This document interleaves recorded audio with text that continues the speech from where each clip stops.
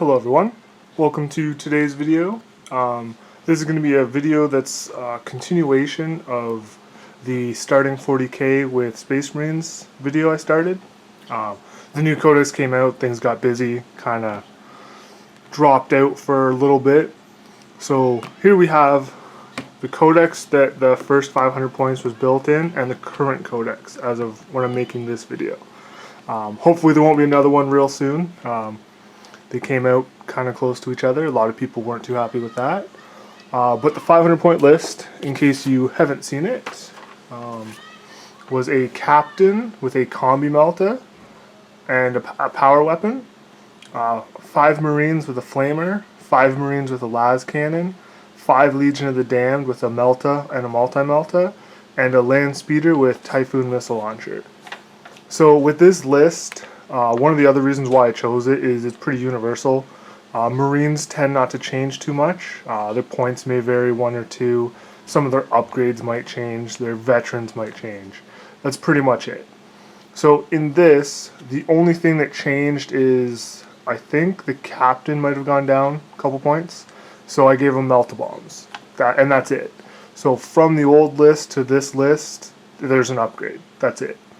Which is another good thing about doing starting Marines in that fashion. So I'm not going to go through the codexes. I don't want this to be super long video.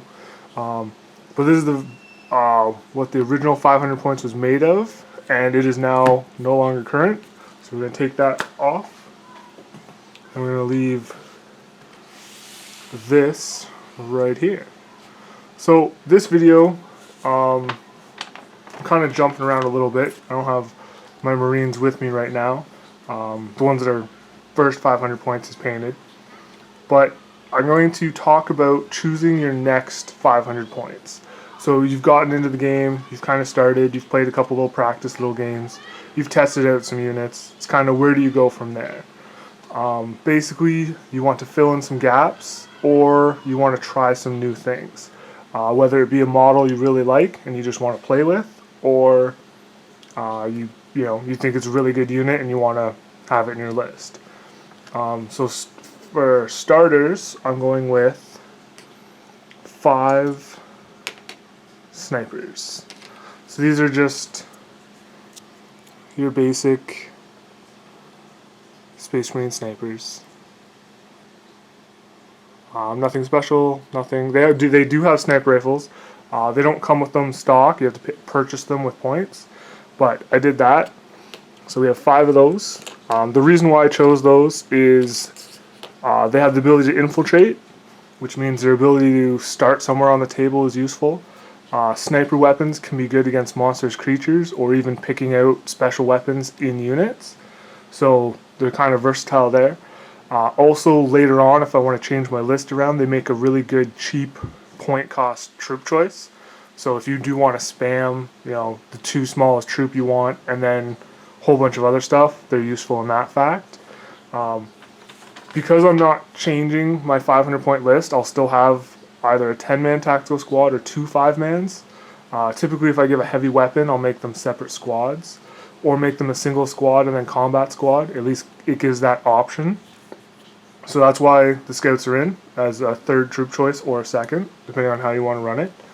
And then leading the army, we have our level 2 librarian. Now this is a conversion I'm going to be making into my Tigurius, but he can always double as a regular psyker. So that's the leader of this army. With the other list, that makes 2 HQ, so we're still in our ability to do that. He's level 2, just to give him some extra psychic powers. And I had a couple points left, so I gave him melta bombs. So if he joins any squad, whether it be the Marines or on his own or with the scouts, whatever, he can then use the melta bombs if they run up against a dreadnought, or for some reason a librarian goes after a tank. Depends on his powers, really. Then we have over here, we have the drop pod. Wow. I only leave that open just because it looks cool. Takes up lots of room. I do mine, or I will be doing this one in pieces. I do have all the pieces.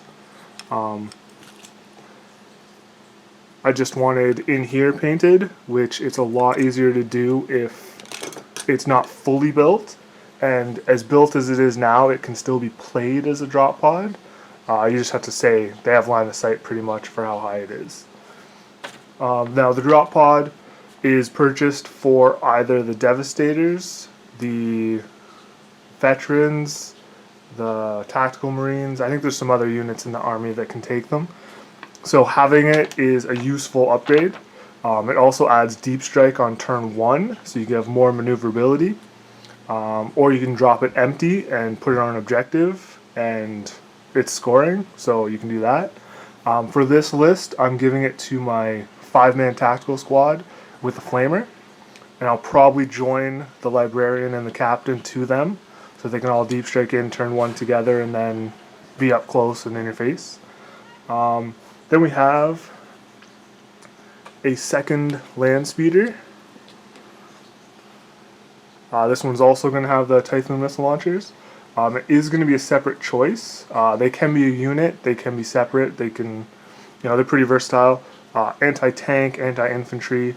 They're light armored, they just get destroyed easy, but you can kind of hide them. Plus with all the other stuff being in their face, they kind of have distractions. So they get to choose whether they get to kill what's up close and going to kill them, or what's far away shooting. So there's that. And also, I like land speeders. They're pretty useful. And doing 2 of them means in later games I can have them as a unit of 2 or individual units of 1. It again leaves some options. Next up we have Missile Launcher Devastator with another one and 2 more.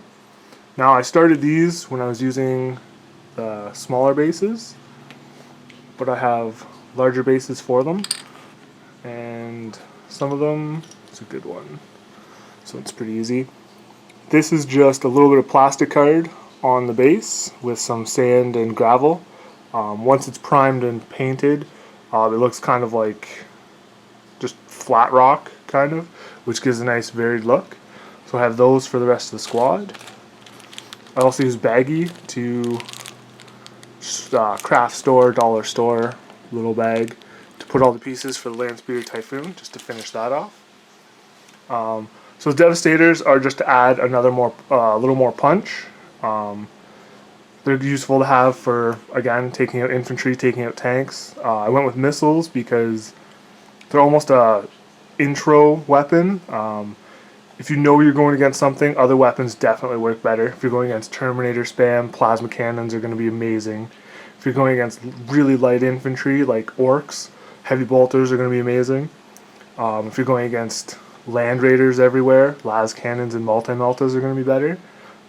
Missile launchers are good at infantry because they can shoot the blast. They're good at taking out light armor vehicles like armor 10 and 11.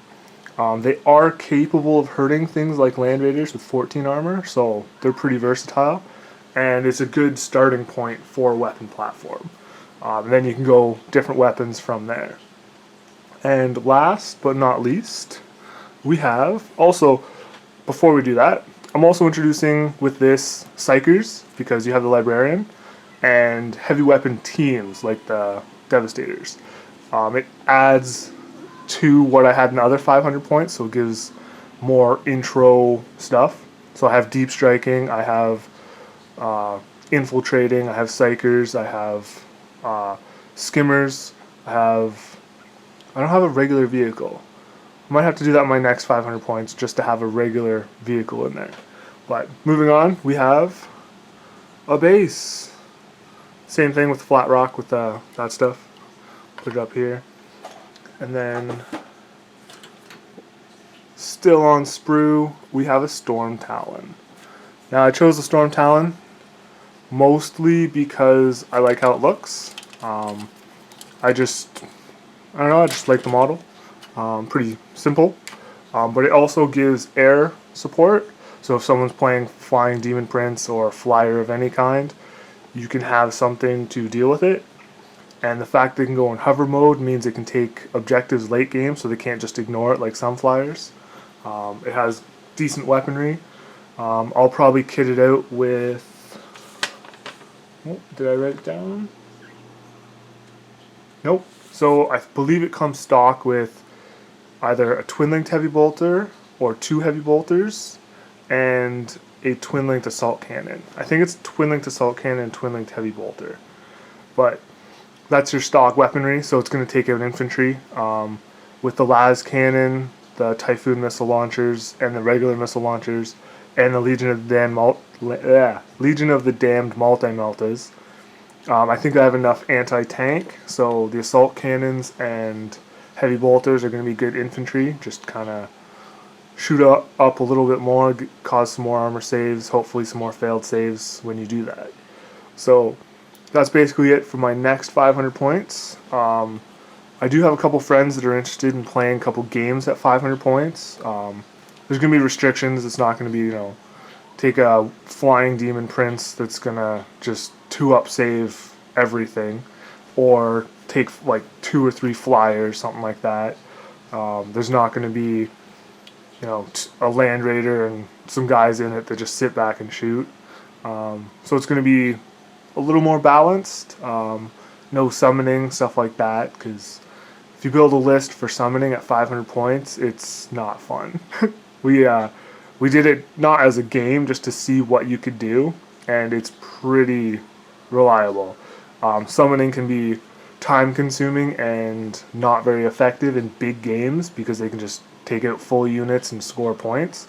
But at 500 points, getting like a Bloodthirster turn 1 makes your 500 point list go to 650 to 700 points turn 1 minimum. That's pretty useful, especially in that point level. But I'm rambling now. So this is basically the next 500 points. I am hoping to do some more battle reports with these little armies. So hopefully you will see that soon.